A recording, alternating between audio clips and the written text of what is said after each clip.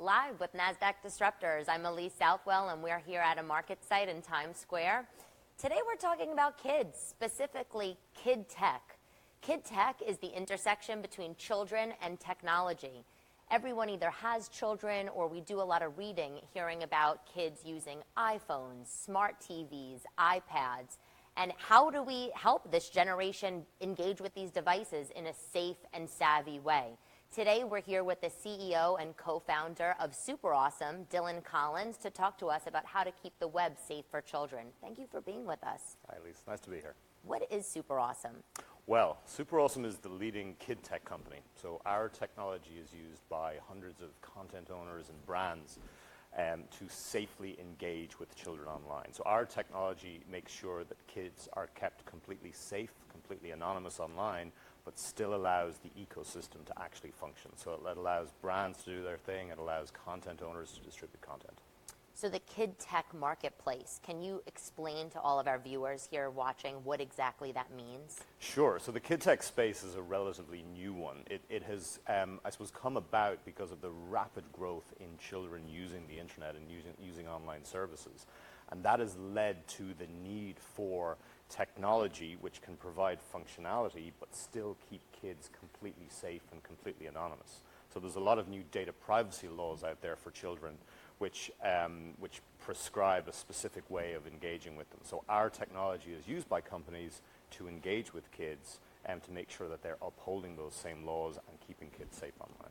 You know, it's incredible. I have a 2-year-old and a 3-year-old, and they both know how to use the iPhone and the iPad. They swipe, they close, they watch the ads. They even know how to skip the ads. How did you come up with the idea for Super Awesome? Well, we saw, the trend that was happening 4 or 5 years ago of kids shifting from, mostly watching TV to then starting to pick up, tablets and smartphones exactly like your kids. And it was clear that there were only going to be more children coming online and that, there were going to be tools and technology required for new services and for new products to be built specifically for kids. So we started the company very specifically to be the technology platform for really the entire space, the entire ecosystem, so that we could have safer apps for children, safer experiences for children as they became a bigger part of the internet. What defines kids in terms of ages? Well, that's a really interesting question. So in the US, historically, that's been defined as kids under the age of 13. But with new data privacy laws now rolling out in Europe, that age has actually been extended up to 16. And I think in time in the US, you're going to see that age move up towards 16 as well. And is there a starting age for kids, or is it really like 0 to 16? It's pretty much 0. And it's sort of this, the internet in general was built to capture as much data as possible as when you land on a web page or you open an app, there's a lot of technology that's capturing your personal data. It was never really designed with the notion of a huge amount of children that were going to use it. So now what's happening is this massive realization that we have to redesign and rebuild the internet to make it safer for kids up to the age of 13 or soon 16. Globally, how many children are online today? It depends country by country, but I mean, you are talking in the billions at this point. I mean, in the US alone, about 11,000 kids go online for the first time every single day. Oh, wow. Every single day. Yeah, I mean, this is the thing people don't realize. Excuse me, there is only going to be more children spending more time online. So, this is an issue that is getting bigger and bigger and bigger and just not going to go away. Are all of these children engaging with smartphones, or is it desktop, everything? It's absolutely everything. Every time that, a parent gets a new device, they hand the old device down to their kids, or it becomes like the family tablet or whatever it is. So, every time Apple releases a new device, it means there's one more in the home. So there's just not hundreds, but certainly at this point, at least every home has at least one tablet that kids can access in most countries. It's incredible. Can you talk to us about sort of this timeline from a development standpoint? Were developers always thinking about children, or no? Well, the reality is when you look at things like Facebook and YouTube, I mean, these were built sort of 8 or 10 or 12 years ago when there were only a fraction of children online that there were today. It was just never contemplated that you would have this many children, using the internet at such a young age. So the reality is that Silicon Valley simply didn't think about kids. Their solution to kids was tick a box and tell us you're over 13. Now they're being forced to face with the reality that kids are the fastest growing online audience group on the planet. So you mentioned some of the compliance regulations and some of the data laws that are involving children. Can you address how Super Awesome is addressing things like GDPR? So we build technology that is what's called zero data by design. So it makes sure that it is never ever capturing personal information on the user. So, anytime a child is interacting with a game or an app that is powered by Super Awesome, their information, their profile is being kept completely anonymous and safe. So our technology was built originally for COPPA in the US, and now as GDPR rolls out under Europe, we support GDPR, and we also support other data privacy laws for kids that are being rolled out around the world. GDPR is a big challenge because it allows countries in Europe to pick a different age for the child, depending on the country. So Germany is defining a child as 16, the UK is defining it as 13. Our technology handles all of that on the back end.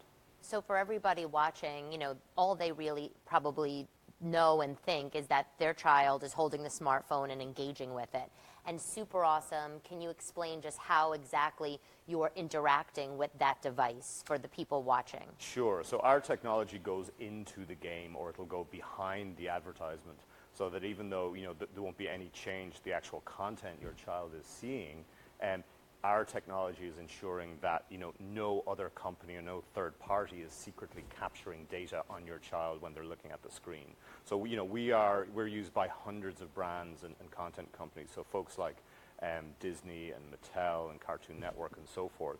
We're the technology that is helping them stay kid safe.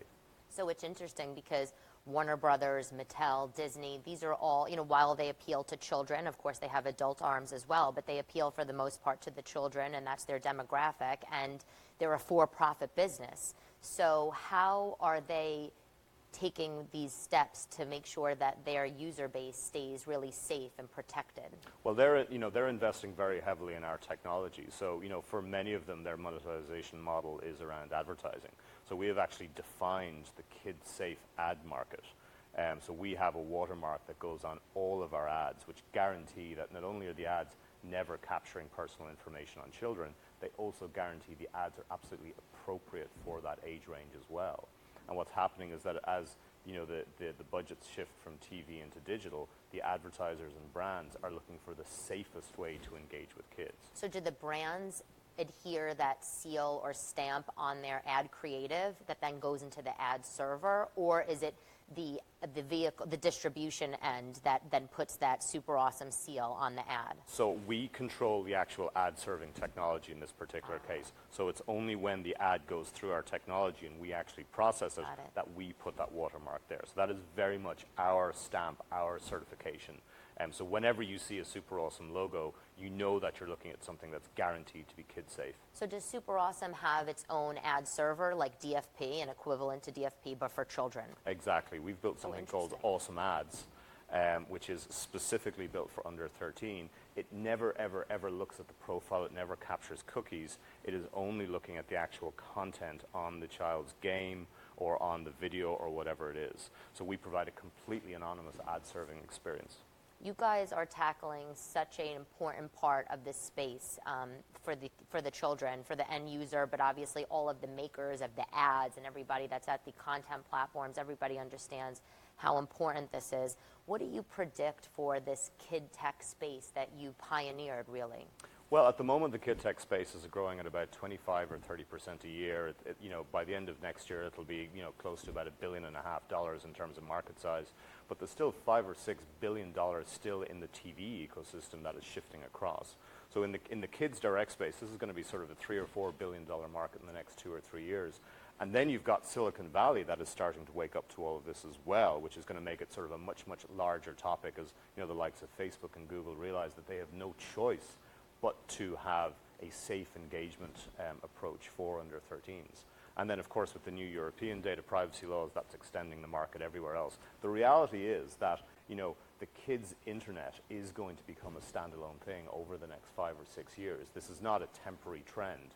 This is what the future looks like.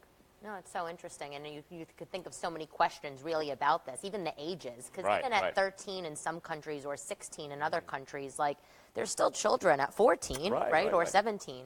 Well, I think over time, right now all the data privacy laws really focus on companies and enforcing it around companies. I think over time you're going to see a zero data access to the internet right become sort of like a UNICEF global children's right, that they must be allowed to have zero data access to the internet. Because, I mean, there's no reason that we have to be capturing personal information on 8-year-olds and 9-year-olds. It's simply not needed to make services work for them, So you've been in the business for a while. What brought you to this idea?